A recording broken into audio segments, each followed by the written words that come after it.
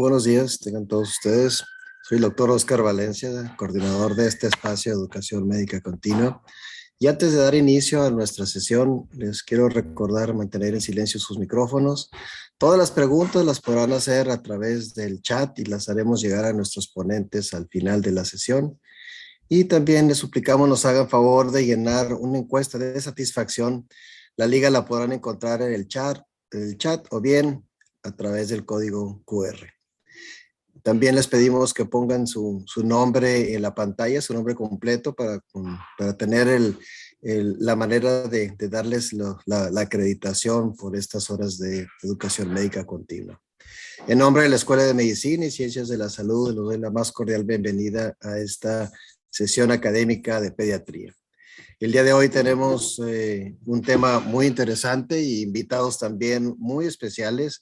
Dos de nuestros exalumnos que una vez que se han formado han comenzado a brillar y nos da muchísimo gusto tener al doctor Oscar Tamés Rivera, infectólogo pediatra, y al doctor Alejandro Torres Quintanilla, miembro del Task Force de COVID en TechSalud. Voy a permitirme dar una pequeña reseña de ambos ponentes. El doctor Oscar Tamés Rivera estudió medicina en la Escuela de Medicina y Ciencias de la Salud del Tecnológico de Monterrey. La especialidad de pediatría la realizó en el programa multicéntrico que tiene la institución Tecnológico de Monterrey con la Secretaría de Salud del Estado de Nuevo León.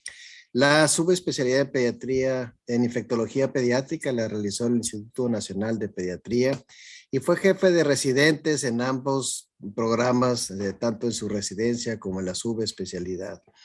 Y actualmente se encuentra cursando una maestría en la Universidad de Londres.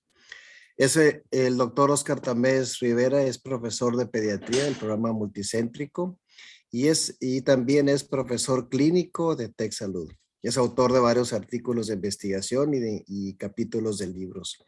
Él ejerce como infectólogo pediatra en el Hospital Zambrano, en el Instituto de Pediatría, y es jefe de piso de infectología del Hospital Regional Materno Infantil de la Secretaría de Salud de Nuevo León. El doctor Alejandro Torres Quintanilla estudió igualmente en la Escuela de Medicina y Ciencias de la Salud del Tecnológico de Monterrey. Tiene una maestría en ciencias con especialidad en biotecnología. Tiene una amplia experiencia en investigación por más de 5 años. Es profesor de la Escuela de Medicina del Tecnológico de Monterrey y es miembro del Task Force COVID-19 de TechSalud. Bienvenidos a ambos. Sin más, le voy a dar la palabra al doctor Alejandro Torres, quien nos dará una perspectiva desde el punto de vista epidemiológico y también estadístico, de qué ha sido esta tercera ola y las anteriores, pero obviamente nos hablará algo de esto, pero será muy interesante escuchar esta perspectiva. Posteriormente, el doctor Oscar Tamés nos hablará desde el punto de vista clínico, cómo se ha comportado esta tercera ola en particular en pediatría. Bienvenidos. Adelante, Alejandro. Gracias, doctor. Buenos días a todos y pues gracias por la amable presentación.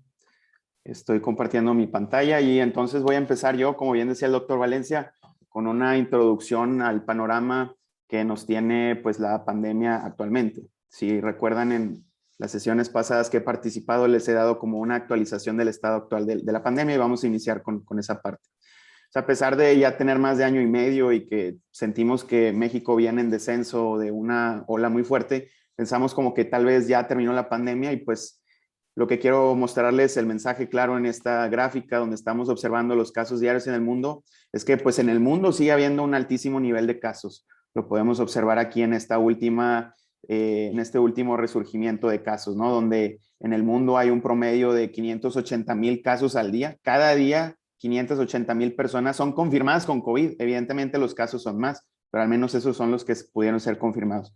Lo bueno es que esta última ola que ocurre en el mundo ya va en descenso y si lo comparamos hoy con hace 14 días, el descenso es de un menos 11%.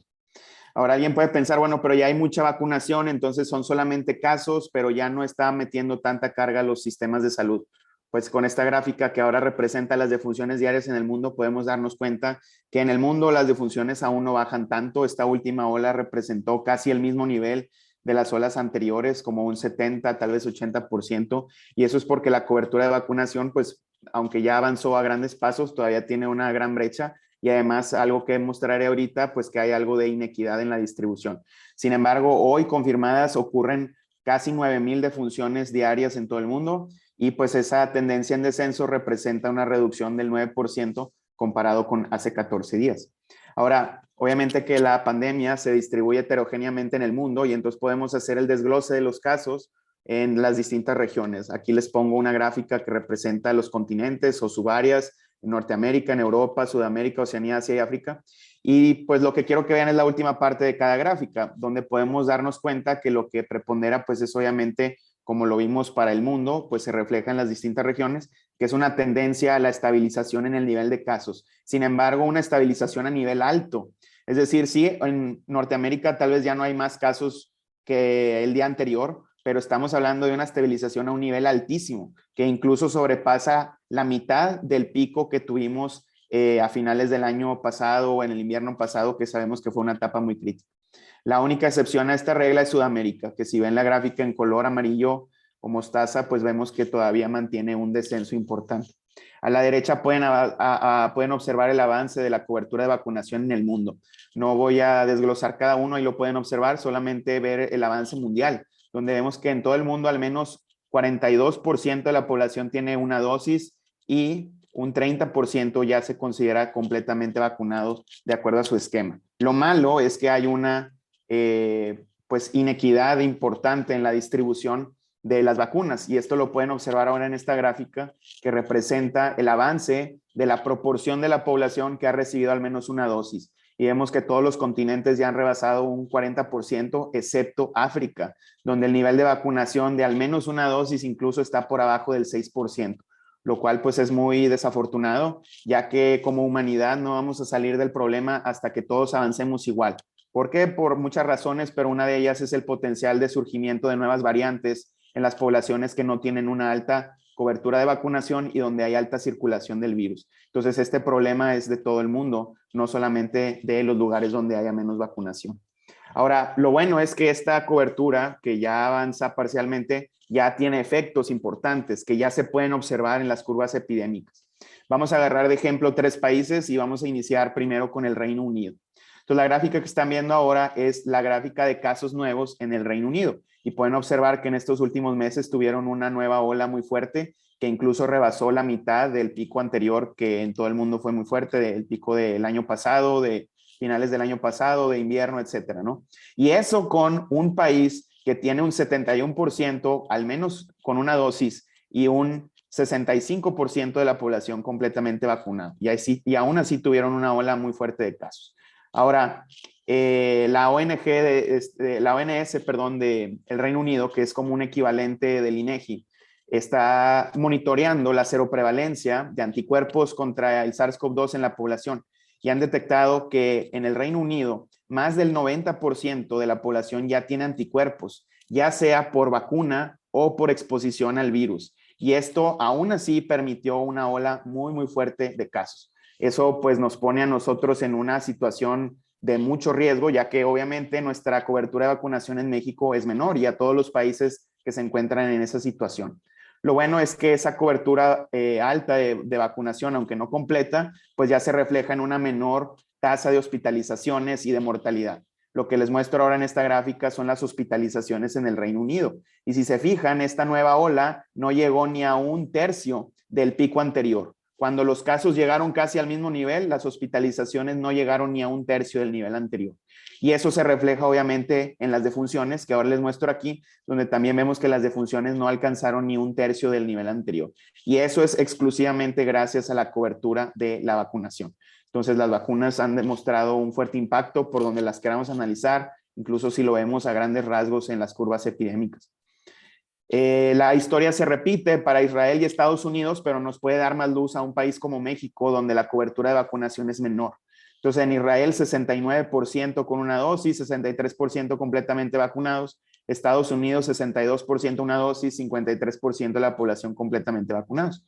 Y si vemos su gráfica de casos, vemos que para Israel esta nueva ola rebasó el nivel anterior, es decir, la peor ola que ha habido en Israel es esta última, cuando la vacunación ya alcanzaba más del 60% de la población. En Estados Unidos esta nueva ola rebasó la mitad de la ola anterior. Y en estos países donde la vacunación es menor, donde tal vez hay un poco de renuencia a las medidas de prevención de contagios, renuencia un poco a la vacunación de algunos grupos de la población o al uso de cubrebocas, etcétera, etcétera, podemos ver que en las hospitalizaciones esta nueva ola pues tuvo un mucho mayor impacto, donde en Estados Unidos las hospitalizaciones alcanzaron casi el 70% de la ola anterior y en Israel pues tal vez un 60 o más del 50% de la ola anterior. Y si lo vemos reflejado en defunciones, pues también vemos que estas gráficas, esta nueva ola rebasa más o menos el 50% de la anterior. En México tenemos una cobertura de vacunación de cerca del 45% con una dosis y 30% completamente vacunado. Entonces, este es el panorama que pudiera estarnos esperando a todos los países donde la vacunación ha avanzado más lento. Y eso, aunque muchas personas piensan que, bueno, ya ha habido mucha exposición al virus y la inmunidad natural puede ser un factor que a lo mejor prevenga nuevas olas fuertes, pues a lo mejor al inicio de la pandemia con la cepa original, y tal vez Oscar va a hablar un poco de esto, pero sabemos que estas nuevas olas en todo el mundo fueron impulsadas fuertemente por varios factores, pero uno de ellos es el surgimiento de una nueva variante, que es la variante Delta, y que sabemos que su potencial de transmisión es mucho mayor comparado con la cepa original. Y eso ha generado olas muy fuertes, como ya lo vimos en las gráficas, con los porcentajes de vacunación que observan ahí en la tabla de la derecha, que ya los había mencionado, ¿no? Entonces vamos de lo grande a lo pequeño, ahora hablemos de México y ahorita hablaré un poco más enfocado en Nuevo León. Entonces, en México acabamos de tener una oleada muy fuerte de casos y que ya va en descenso, y eso se refleja aquí a grandes rasgos en el semáforo epidémico, ¿no? Donde hace unas semanas teníamos 7 estados en rojo y hoy no hay ninguno en rojo, y eso representa pues un reflejo de lo que observamos con las curvas epidémicas de nuestro país, donde podemos observar que van en descenso. Y aunque en México el rastreo de casos o la vigilancia es mucho menor comparado con otros países, ya que el número de pruebas que se hacen es muy pequeño, pero al menos podemos tener la certeza, ya que distintos indicadores nos lo pueden indicar, que es lo que trato de reflejar aquí. Si lo vemos en la curva celeste, que representa los casos de infecciones respiratorias agudas graves, aunque no hayan sido confirmadas con una prueba para COVID, pero ya van en descenso. En naranja, los casos de personas que sí son confirmadas con una prueba diagnóstica para COVID-19, pues vemos también que van en descenso. Ahorita haré un acercamiento más, pero en rojo están viendo las hospitalizaciones y en gris las defunciones, y aunque ahí no se aprecia tanto por la escala, ahorita les mostraré un aumento, también ya van en descenso. Entonces, efectivamente, podemos decir que ya alcanzamos por mucho el pico de la tercera ola y que ya vamos pues varias semanas en descenso, y eso con una población de 47% con una dosis y 30% completamente vacunados. Ahora quiero que hagamos más o menos el mismo análisis. Fíjense en la curva celeste y en la curva naranja, cómo fue este pico de la tercera ola comparado con el pico anterior. Y al menos en casos podemos ver que alcanzó el mismo nivel o tal vez lo rebasó por un poco. Y eso pues obviamente se refleja en los distintos estados del país. Aquí les pongo como ejemplo la Ciudad de México y Nuevo León, que son 2 estados de interés para nosotros. Vemos que en la Ciudad de México esta tercera ola en casos más o menos alcanzó el mismo nivel que el pico anterior. En Nuevo León fue un caso interesante donde esta tercera ola rebasó el nivel de casos comparado con el pico anterior. Son solo algunos estados en donde ocurrió esto, de que la tercera ola rebasó ese nivel. Pero bueno, sabemos que los casos pues son una visión muy parcial, ya que pues depende del número de pruebas y de casos que se registran o que se identifican. Entonces veamos un reflejo en hospitalizaciones aquí en rojo y en defunciones en gris. Y de nuevo quiero que observen el pico de la tercera ola y lo comparen con la ola anterior, donde vemos que las hospitalizaciones tuvieron un nivel menor y las defunciones tuvieron un nivel menor de la mitad. Y eso es gracias a la cobertura de vacunación. Aunque vamos en menos de la mitad de la población y 30% con vacunación completa, ya se refleja en el que esta tercera ola tuvo un menor impacto en la carga hospitalaria y en las defunciones. Y eso se reflejó obviamente en la Ciudad de México y en Nuevo León también, ¿no? Hablemos específico de Nuevo León. Ahora en negro están viendo la curva de casos, en azul están viendo la curva de hospitalizaciones. Y si vemos la tendencia final, pues vemos que hay una reducción fuerte. En los últimos 14 días menos 38% en casos, menos 23% en hospitalizaciones, menos 10% en defunciones. Analicemos el impacto total que ha tenido esta tercera ola en Nuevo León y ahorita les mostraré para México. Podemos usar este tipo de gráficas que es como un espejo. Entonces, arriba en azul están viendo los casos, pero abajo está el reflejo en rojo en hospitalizaciones y en negro en defunciones. Veamos la tercera ola, que es la última parte, a la derecha. Entonces, vean cómo la curva azul, que es casos, este pico rebasó por mucho el pico anterior, que es lo que les decía para Nuevo León. Los casos de la tercera ola fueron un 175% de la ola anterior. Pero ahora vean el reflejo en hospitalizaciones y fíjense cómo está un poquito por debajo del pico, que representa más o menos el 85% del pico anterior. O sea, hubo casi 2 veces más casos, pero hubo menos hospitalización. Y de nuevo, eso es gracias a la cobertura de vacunación. Si lo vemos en defunciones, las dos picos de la curva negra alcanzaron más o menos el mismo nivel. De hecho, podemos redondearlo y casi no hay cambios. Pero no olvidemos que hubo más casos. O sea, a pesar de que hubo más casos, hubo menos defunciones. O digo, hubo el mismo nivel de defunciones que el pico anterior.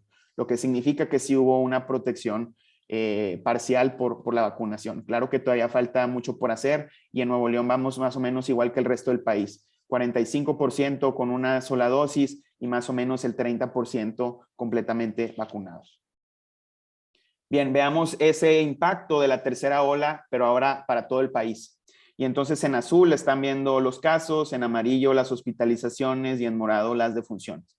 Y entonces la tercera ola, comparado con el pico anterior, representa el 116%. O sea, hubo un 16% más casos que la segunda ola. Pero en hospitalizaciones fue un 68% y en defunciones un 48%. O sea, el impacto se redujo más o menos a la mitad si redondeamos estos números. Y eso gracias a la cobertura de vacunación. Entonces, conforme sigamos avanzando, pues los impactos de las siguientes oleadas, porque es un hecho, va a volver a haber al menos una ola más de casos, pero conforme sigamos avanzando en la vacunación, va a ser menor y menor el impacto. Obviamente que siempre hay variables que son difíciles de predecir, como el surgimiento de nuevas variantes. Pero si las cosas en ese aspecto no cambian, podemos seguir esperando que haya una reducción del impacto de los sistemas hospitalarios y de defunciones gracias a la vacunación. Ahora, eso es a nivel macro. Les quiero enseñar un ejemplo muy interesante a nivel micro, qué es lo que ocurre con la vacunación en una población bien controlada, donde podemos tener una certeza mayor de los datos. Y entonces lo que les estoy mostrando aquí es la curva de casos de la población de Nuevo León en negro. Obviamente, echa la relación en proporción a la población. Y en azul ven la población de TecSalud. TecSalud, como pues parte del personal de salud del estado, tuvo acceso a las vacunas de forma temprana. Y entonces vean cómo la curva negra y la curva azul siempre iban juntitas, porque en estas fechas del 2020 pues no había vacunación. Y la vacunación del personal de salud empezó más o menos a inicios del 2021. Y vean cómo a partir de ahí las curvas se empezaron a separar y sobre todo en esta tercera ola la curva negra subió porque la población apenas empezaba a vacunarse, pero la población de personal de salud bien protegida y bien controlada con medidas de prevención de contagios, pues no subió tanto. Esa brecha, esa separación es única y exclusivamente a las vacunas y a las medidas de prevención de contagios, al rastreo de contactos, al rompimiento de las cadenas de transmisión, etcétera, etcétera. Bien, estas son mis últimas 2 diapositivas, donde quiero cerrar con un análisis específico a lo que ocurre en COVID-19 en menores de edad en cuanto a la parte estadística y epidemiológica. Voy a hacer un acercamiento a esta primera gráfica. Entonces, esta representa toda la población de México, ¿ok? En morado son los casos, en amarillo las hospitalizaciones y las defunciones, de todo México, todas las edades, ¿no? Y entonces vemos, ya lo habíamos visto, que esta tercera ola, el pico fue más o menos similar al pico anterior. Bien, ¿cuántos de esos casos representa la población de 0 a 17 años, los menores de edad? Entonces aquí está la curva de casos y ahí abajo la sombra en gris es solamente los casos que ocurrieron en la población de 0 a 17 años. Y si lo analizamos en porcentaje es más o menos un 8%.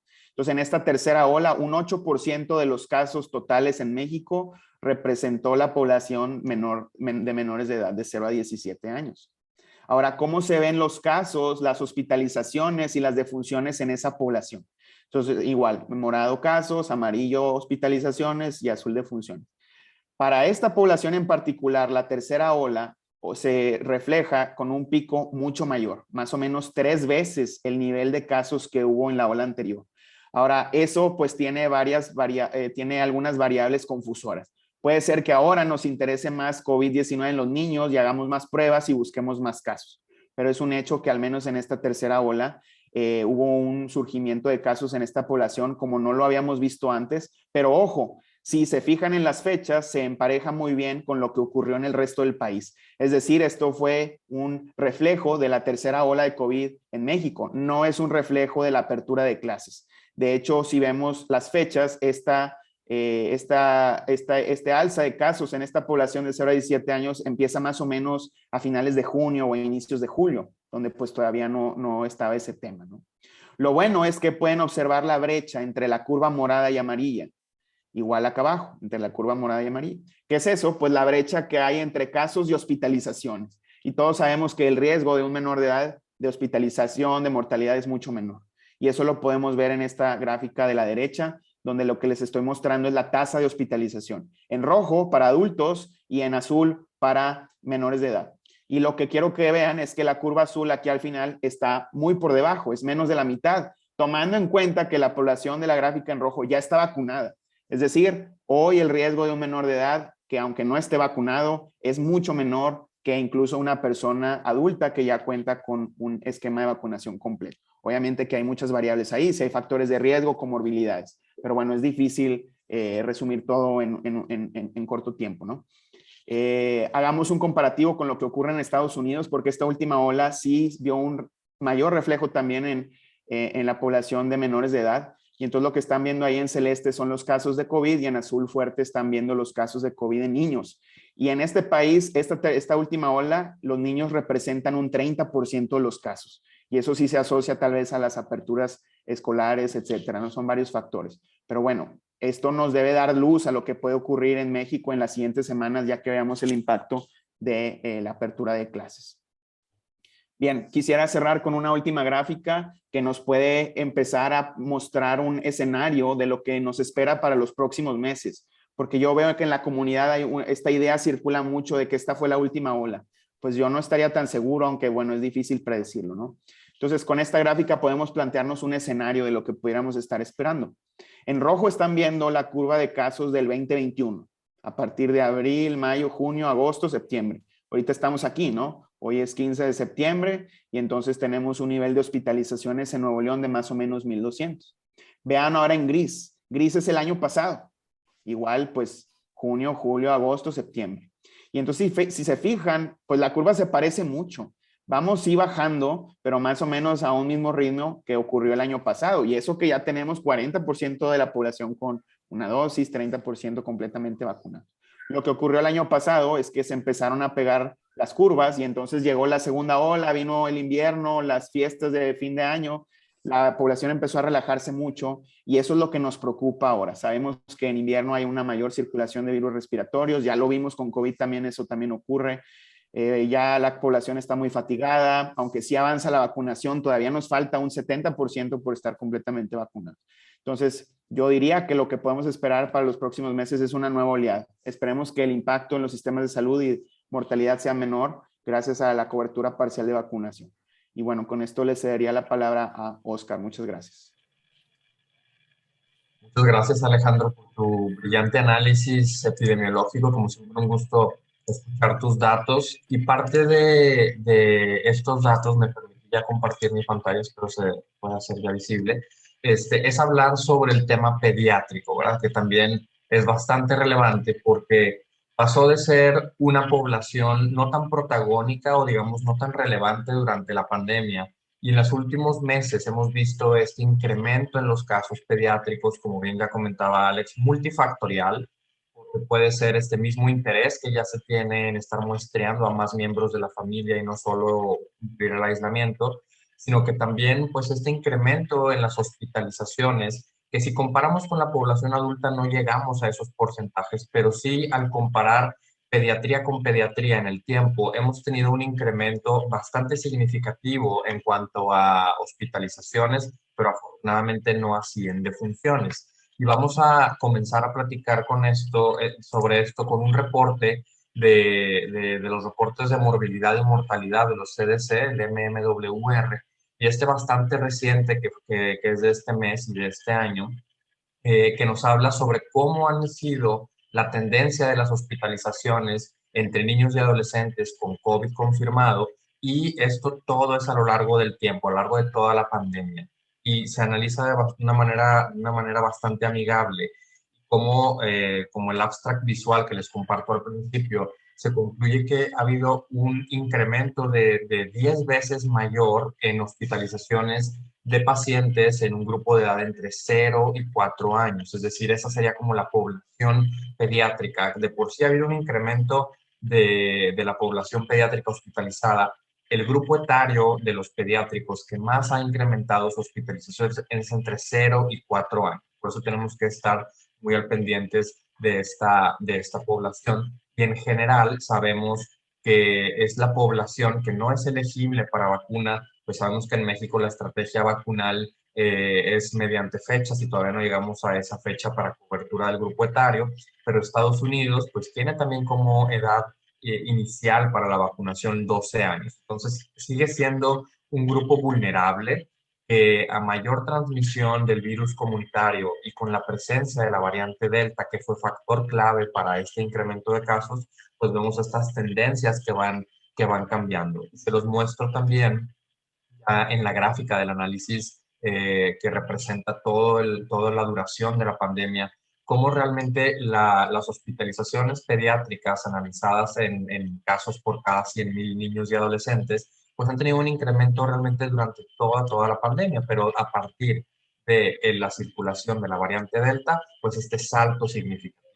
Y lo estratifican por edades, y aquí se muestra que el grupo de edad más afectado es el de 0 y 4 años, seguido por el de 12 y 17. Entonces, aquí se ve como esta brecha de edades es importante analizarlas con cautela por el tema también escolar, ¿no? Como decía Alex, al parecer en Estados Unidos al menos y en algunos otros países, el regreso a las escuelas no ha sido un factor clave como para el incremento de los casos, pero sí, pues obviamente un factor que puede contribuir, que tenemos que tener muy en mente al momento de pensar en las estrategias de prevención en las escuelas.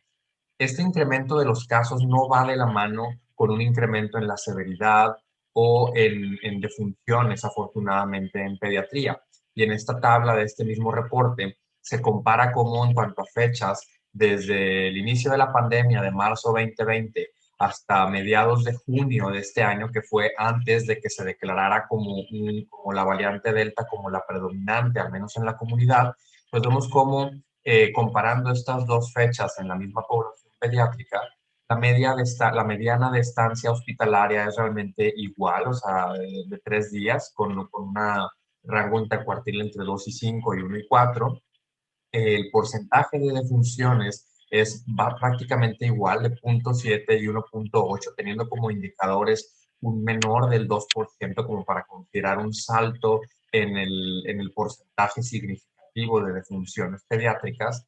Y vemos cómo los requerimientos, por ejemplo, de estancia en terapia intensiva pediátrica, uso de medicamentos vasopresores, o uso de otros dispositivos para la ventilación que no llegan a ser ventilación mecánica convencional, sino a cánulas de alto flujo, BiPAP o CPAP y ventilación mecánica ya propiamente de estas modalidades, pues no ha sido diferente desde el inicio de la circulación de la variante Delta a posteriori. Entonces tenemos esa tranquilidad, al menos estadística y al menos con la experiencia al momento, de que la variante Delta es más transmisible, pero no es más mortal. Y esto mismo lo podemos ver, este incremento de los casos, así como dice Alex, es muy interesante verlo como de lo macro a lo micro, de lo extranjero a lo local. Y para nosotros es muy relevante ver los datos tanto de México como de Nuevo León.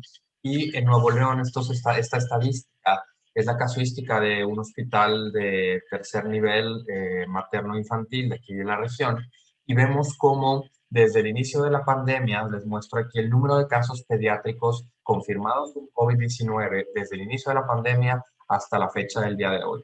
Como aquí podemos observar las 3 olas perfectamente bien de los casos.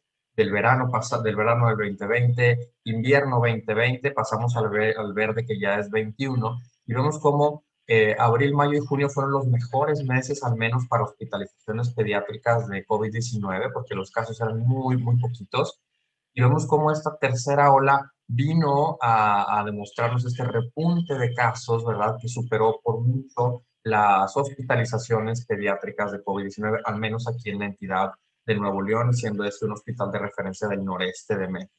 Entonces, ciertamente los casos de COVID-19 en la población pediátrica vieron este incremento durante la tercera ola. Digo, la tercera ola sigue su cauce, pero afortunadamente va disminuyendo y tenemos que ir previendo cuál va a ser el comportamiento pediátrico en la cuarta ola, que eventualmente va a ocurrir por el mismo comportamiento conocido de las pandemias, como bien comentaba Alejandro. Si comparamos estas hospitalizaciones pediátricas de este hospital, y las comparamos con el resto de las hospitalizaciones en Nuevo León, arriba es la que yo les mostraba hace un momento y abajo son todos los casos de COVID-19 en Nuevo León a lo largo de la pandemia, y pues es prácticamente un espejo, ¿verdad? Entonces, a más casos de COVID-19 en la población, independientemente si sea población adulta o pediátrica, pues va a repercutir en la población que nos atañe a nosotros en este foro, que es la población de niños y adolescentes. Es importante comentar también que al menos la estadística del número de defunciones y de casos graves no se vio modificada tampoco en este análisis. Entonces, podemos tener esa tranquilidad al momento, ¿no? Esta reflexión. Digamos, bueno, variante Delta sí es más transmisible, pero no es más mortal con los datos que contamos al momento. Y dentro de este mismo tenor y lo que concluye el reporte de morbilidad y mortalidad que les mostraba hace un momentito, y ellos lo dividen de manera muy amigable en tres preguntas o tres maneras de resumir su artículo, ¿no? ¿Qué sabemos ya? Pues COVID-19 puede afectar a la población pediátrica en definitiva. Todavía hay por ahí algunas personas que confunden este dato y que comentan que los niños no se enferman. O sea, los niños sí se enferman, los niños se pueden hospitalizar, los niños pueden llegar a fallecer por COVID-19. Entonces, esto es un hecho que ya sabemos. Ya agregó el reporte que les comentaba hace un momentito, pues hemos tenido un incremento importante en las hospitalizaciones de niños y adolescentes, al menos en ese análisis de Estados Unidos, y se corrobora con los datos de aquí de Nuevo León, y que la severidad de la variante Delta no ha mostrado un cambio en cuanto a mortalidad o en cuanto a desenlaces. Entonces, estamos tranquilos en ese sentido. ¿Qué implicaciones de salud pública tienen estos datos, ¿no? Entonces, es importante que conozcamos las medidas para reducir la transmisión y hacen ellos este énfasis de las medidas en la escuela. Sabemos que el regreso a clases fue bastante debatido, no solo aquí en México, sino a nivel mundial.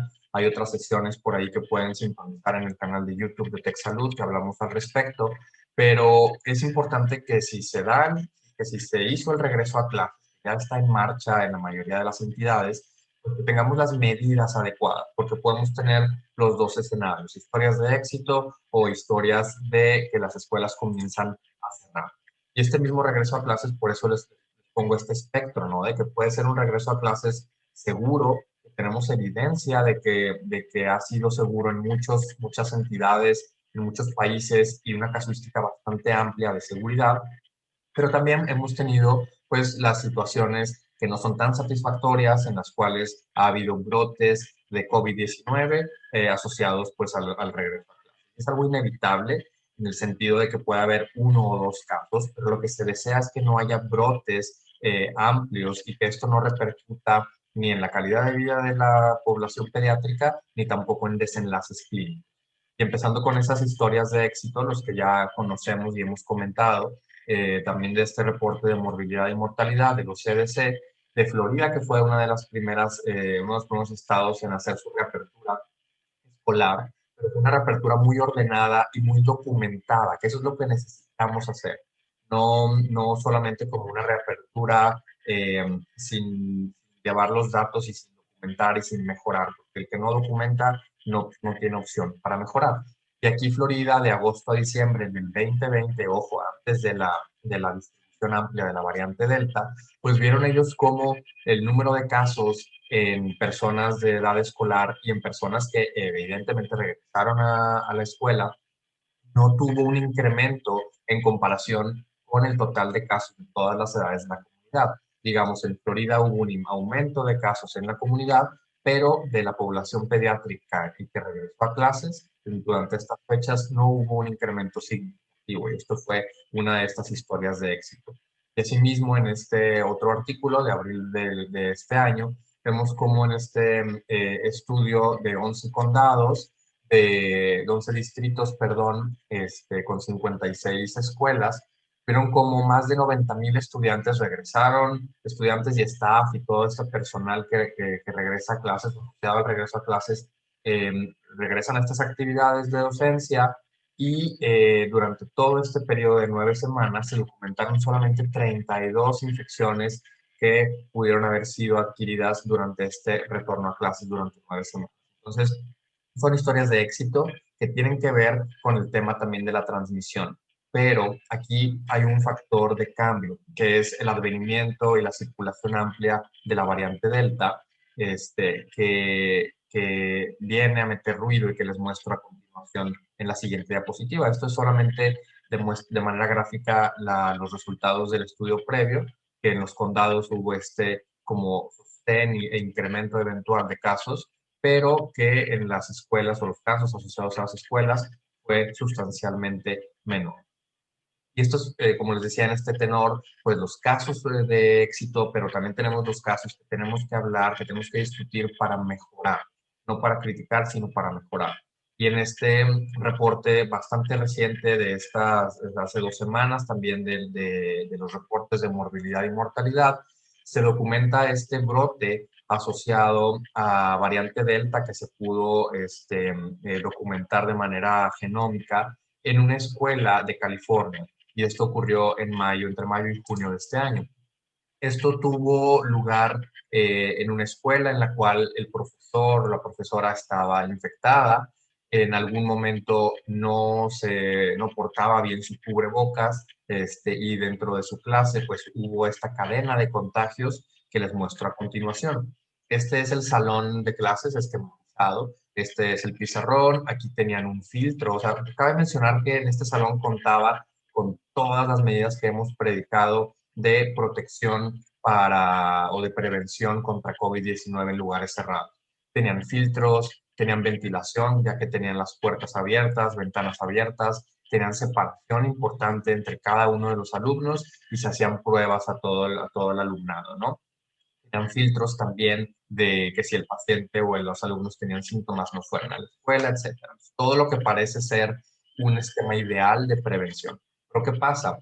Que la maestra o el maestro fue el caso índice, fue asintomático al principio, no portaba bien su cubrebocas, se lo botaba en ocasiones y esto fue pues documentado también por ahí por la escuela y comienza toda esta cadenita de contagios. Obviamente los primeros en contagiarse fueron los de la fila, en particular el paciente o el estudiante sentado aquí, y comienza a hacer todo esta cadenita de contagios dentro del salón y todo por pues algo tan básico como el uso del cubrebocas. Entonces podemos contar con toda la tecnología que queramos, filtro cepa, ventilación adecuada, tanto natural como artificial, pero si no aportamos las medidas básicas que es el uso de cubrebocas, pues nos vamos a meter en problemas. Y así fue como se fue dando toda esta cadenita.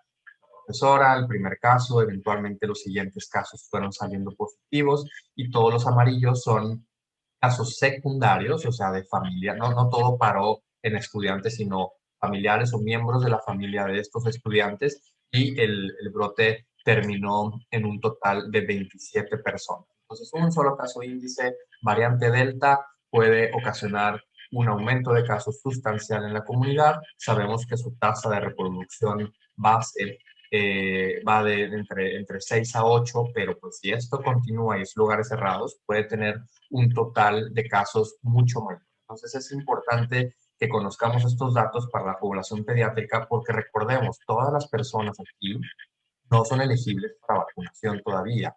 El maestro sí. Entonces necesitamos que todo el staff de escuelas y personal involucrado con la atención de pacientes pediátricos estén vacunados. creamos esta protección de capullo en la cual yo me vacuno para proteger indirectamente al resto de la población pediátrica. Y hacer énfasis en esto, o sea, que todas las medidas son importantes, no pueden ser intercambiables, es decir, ya tengo ventilación, ya tengo filtros, entonces no uso cubrebocas, no me vacuno.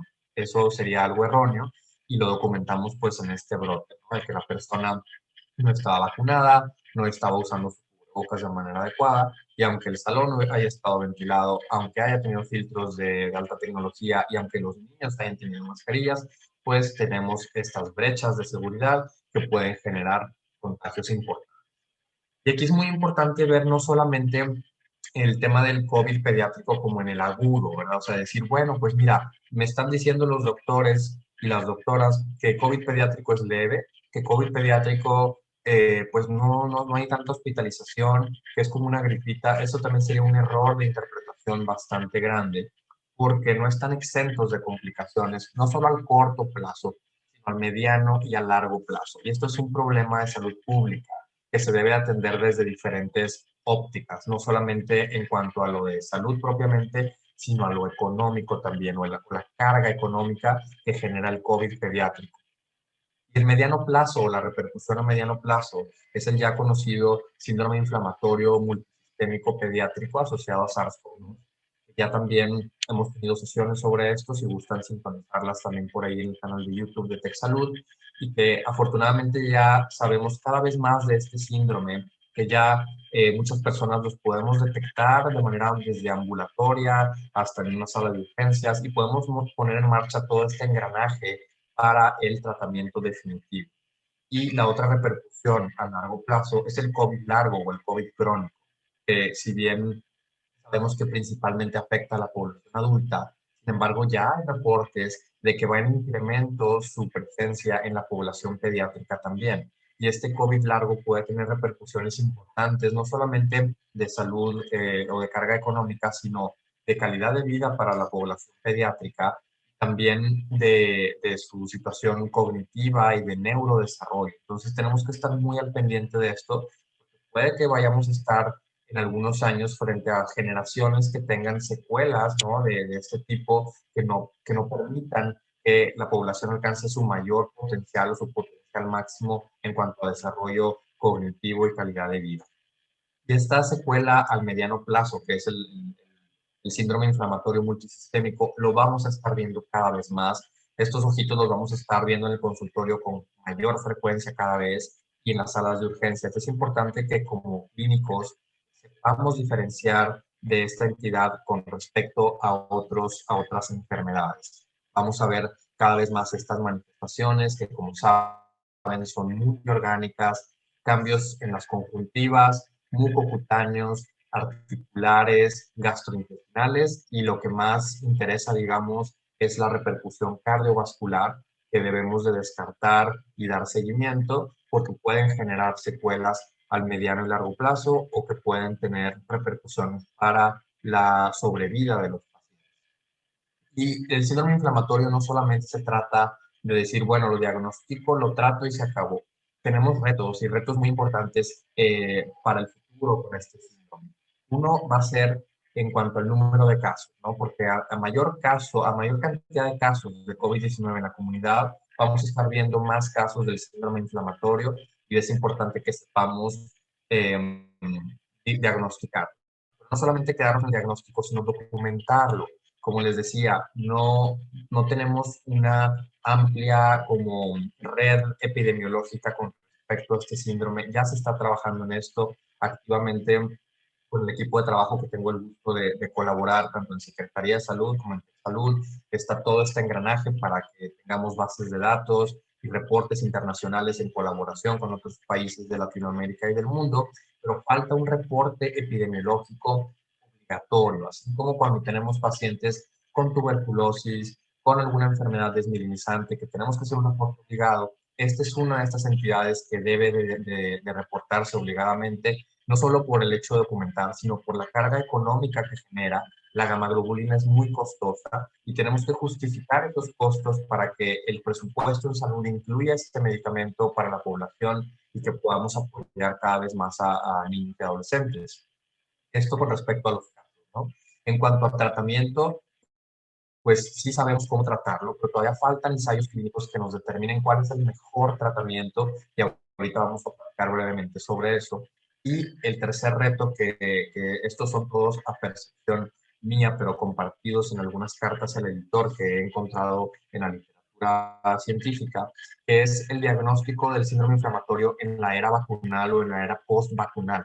Como saben, el síndrome inflamatorio, uno de los criterios que se utilizan y que a veces es el que te ayuda mucho para definir si más es una entidad de índole como solamente inflamatoria, tal vez enfermedad de Kawasaki o alguna activación de macrófagos, o bien si tiene anticuerpos IgG contra SARS-CoV-2, puedes ya un poquito más clasificarlo como síndrome inflamatorio. El tema va a ser que a mayor cobertura vacunal, cuando ya afortunadamente logremos que la población pediátrica se vacune, pues vamos a tener mayor seroprevalencia. Y esto va a ser algo bueno en el sentido de que vamos a tener más pacientes pediátricos con IgG para COVID-19, pero cuando llegue un paciente pediátrico con 3 días de fiebre y que tiene IgGs positivas, pues vamos a tener que estar muy al pendiente del resto de los estigmas del síndrome inflamatorio y no recaer o no apoyarnos solamente en su presencia de anticuerpos para hacer el diagnóstico. Sabemos cómo se aborda, sabemos que el manejo es multidisciplinario, pero la cereza del pastel de esta entidad va a ser definir cuál es el mejor tratamiento. Actualmente se está siguiendo, según los metaanálisis y según los ensayos clínicos, pues el tratamiento a base de gamma globulina y de esteroides, pero ciertamente análisis bastante robustos han encontrado que no se ha documentado, no se ha definido todavía si es mejor utilizar gamma globulina sola versus gamma globulina con esteroides o solamente esteroides. Entonces no ha habido una diferencia, al menos en este estudio que les muestro el New England, que es reciente también, en cuanto a aporte o apoyo enérgico o inotrópico y de apoyo ventilatorio para el día 2 o después, mortalidad. Entonces, tenemos que definir cuál es el mejor tratamiento. Afortunadamente, en México los casos que hemos tenido han sido de éxito, pero pues necesitamos documentar para poder ofrecer el mejor tratamiento. Y en el último sentido de las repercusiones a largo plazo es lo del COVID largo, el COVID crónico. Sabemos ya que esto existe, que es innegable, que tiene sus secuelas y que afecta la calidad de vida de los adultos, pero ya están los ojos volteando a ver a la población pediátrica en este mismo sentido, para saber qué tanto se afectan los niños y adolescentes con esta entidad del COVID. Hay reportes que hablan de que 1 de cada 7 niños que tuvieron prueba positiva para COVID-19 siguen con síntomas 15 semanas después de haber tenido el resultado positivo. Y pues la comunidad científica se encuentra en una carrera para poder definir cuál es el grado de afección y de qué manera poder incidir para evitar todas estas secuelas al mediano y largo plazo. Este estudio es un preprint que está en el portafolio de Nature, va a salir publicado pronto, pero bueno, me parece que hubo una pequeña pausa, pero me permito continuar. Y entonces en este reporte del COVID largo que les decía que es un preprint que está en el portafolio de Nature, que va a salir publicado en Nature próximamente, ¿ya ven mi pantalla por ahí? Disculpen. Gracias. En este preprint de Nature de COVID largo en población pediátrica entre 11 y 17 años, ellos buscaron cuáles son los síntomas más frecuentes después de 3 meses del post-test y encontraron que escalofríos, cansancio y dolor de cabeza son los más frecuentes. Todos estos síntomas generan pues alteraciones en cuanto a tu calidad de vida y no te permiten como alcanzar tu potencial máximo de cada uno de tus días. Estamos en una edad en la que pues esta capacidad del neurodesarrollo, de lo cognitivo, es vital. Entonces, es importante que en cuanto a todos estos temas de salud pública, de protección para la infancia y de las medidas o de las repercusiones al mediano y largo plazo, las tengamos presentes. Como conclusiones de mi parte, para poder seguir con las preguntas en caso de haberlas, pues bueno, sabemos y hemos documentado un aumento de casos pediátricos de COVID-19. Como decíamos, más casos activos en la comunidad nos habla de mayor probabilidad de las entidades de mediano y largo plazo, que es el síndrome inflamatorio y es el COVID largo. y la variante Delta es más transmisible, pero al momento con los datos que tenemos no es más mortal. El COVID pediátrico es ciertamente un problema de salud pública, es una enfermedad prevenible por vacuna. Esto es algo muy interesante porque es algo que podemos evitar con algo que ya tenemos disponible y autorizado. Es fundamental que se autorice para pues, el resto de la población una vez que se tengan los análisis que lo sustenten y extender la estrategia vacunal nacional para poder así pues, tener un mayor porcentaje de población. En este sentido, pues pasamos a las preguntas, no sin antes agradecer al doctor Valencia y al doctor Alejandro por la invitación y participación. Muchísimas gracias a ambos. Extraordinaria presentación. Nos han dado una visión muy general de lo que ha sucedido en todos estos meses que hemos vivido esta nueva entidad. También en cuanto a la mortalidad y a las hospitalizaciones fue algo muy importante. Hay varias preguntas y una de ellas es con respecto al síndrome inflamatorio multisistémico. En cuanto a las edades que son más frecuentes y también si ha habido más en esta tercera ola que en las anteriores. Gracias.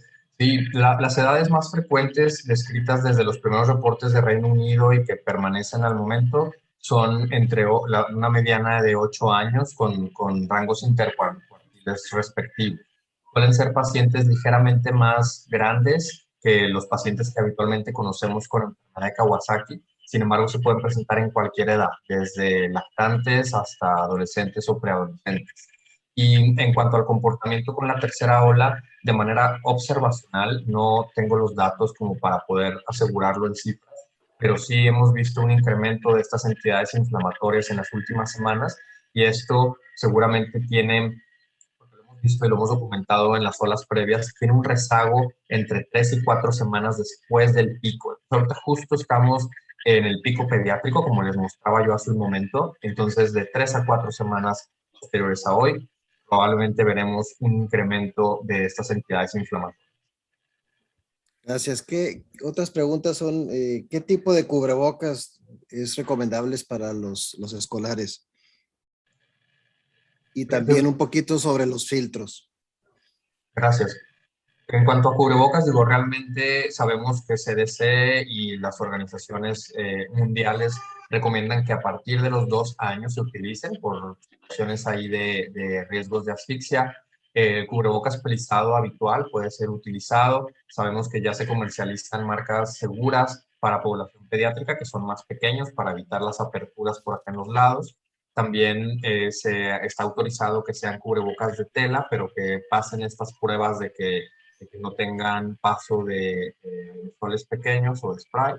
Y de filtros, realmente la recomendación de los CDC es contar, de ser posible, con los llamados filtros EPA, que ayudan a filtrar partículas de micras tales que pueden capturar a las gotitas de aerosoles que podrían contener el virus y disminuir así su circulación y su presencia en el ambiente. Bien, si la infraestructura escolar no tiene disponible, la ventilación natural puede ser un aliado bastante bueno, no sin despreciar el resto de las medidas que comentaba. Muchas gracias. Otra pregunta es, ¿qué esperan con respecto a la vacunación en niños, ya que ha habido varias controversia en cuanto a que se deben de o no poner y si se deben de amparar, aunque este tema lo va a tratar el doctor Enrique Rodríguez Barragán dentro de un par de semanas, ¿cuál es lo que ustedes esperarían que ocurra en México? Creo que esta pregunta puede tener dos tenores, uno muy clínico y uno muy epidemiológico, y me gustaría la opinión de Alex. Pero en cuanto a lo clínico, digo, sabemos de los casos de como la situación legal, administrativa que se llevó a cabo. Pienso que es un biológico que, por ejemplo, otras regiones como Estados Unidos, mayores de 12 años pueden llegar libremente y aplicársela. Y pues acá tenemos otro como requisito administrativo o escaloncito que se debe de llevar a cabo Pero independientemente de esto, una vez que ya esté disponible, sea cual sea el camino a tomar, obviamente todo dentro del marco de la legalidad y de la estrategia nacional, es un biológico que se debe administrar a la población pediátrica de 12 años, y ya hay estudios que están por compartir sus hallazgos o sus datos con respecto a la seguridad a partir de los 6 años. Entonces, una vez que el paciente sea elegible, es importante que se vacune. A mí me gustaría complementar que desde la perspectiva epidemiológica, pues está mucho el tema de la inmunidad de rebaño y sobre todo ese nivel umbral en el que se espera que se pueda pues romper importantemente la transmisión del virus.